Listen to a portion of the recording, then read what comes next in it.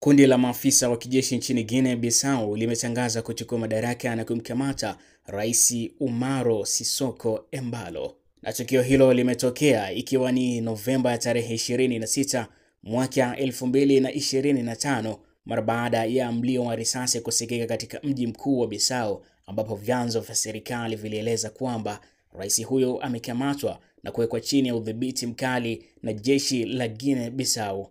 Wanajeshi wa Guinea-Bissau hadi sasa wao ndo wameliteka taifa moja kwa moja, na kwamba wamechukua yale mamlaka yote ambayo yalitakiwa yaweze kumilikiwa na rais wa taifa hilo.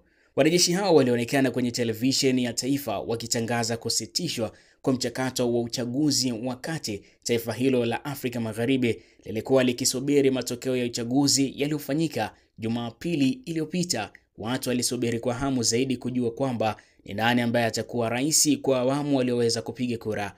Wanajeshi wamesema kuwa uamuzi wao ni hatua ya kuzuia njama ya wanasiasa wasiojulikana waliokuwa wakisaidia na wafanyabiashara maarufu wa dawa za kulevya kutikisa nchi ya Guinea-Bissau.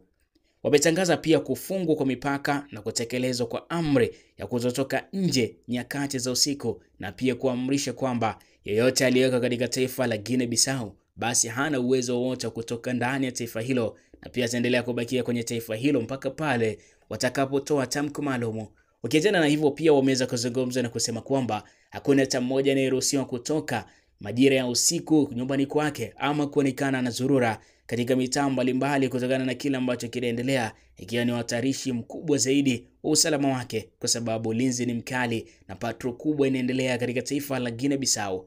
Guinea-Bissau ni miongoni mwa mataifa yaliyopo kati ya Senegal pamoja na Guinea. Imekumbwa mara kwa mara na mapinduzi tangu kupata uhuru kutoka kwa Wareno ilipofika mwaka 1974.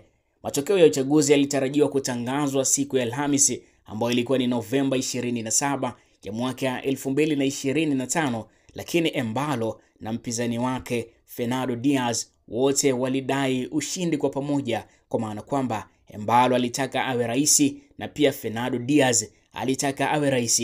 Wakati huu, kabla ya kutangazwa matokeo ya uchaguzi ulioweza kufanyika, rais ambaye alikuwa anaongoza taifa la Guinea-Bissau alikuwa ni Embalo, lakini mpinzani wake alikuwa ni Fernando Diaz, ambao wote kwa pamoja walidai kwamba wameshinda katika uchaguzi wa awamu hii, matokeo ambayo yalitakiwa yatangazwe tarehe 27 ya mwaka 2025.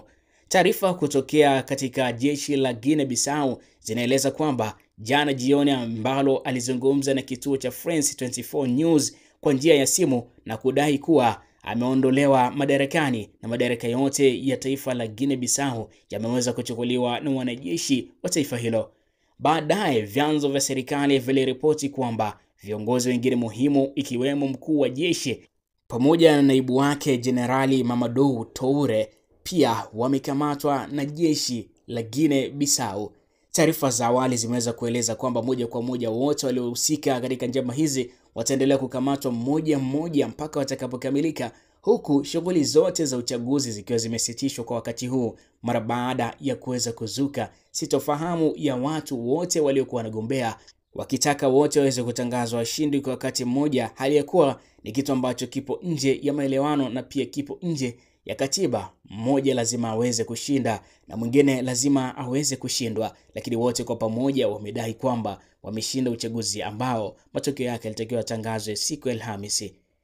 Jeshi la Guinea-Bissau hadi sasa limesema kwamba shughuli zote za uchaguzi zimesitishwa hadi pale tamko rasmi litakapotolewa. Swali kubwa ni kwamba ni kipi ambacho kitajiri katika taifa la Guinea-Bissau? Vipi atakayekuwa rais ni nani?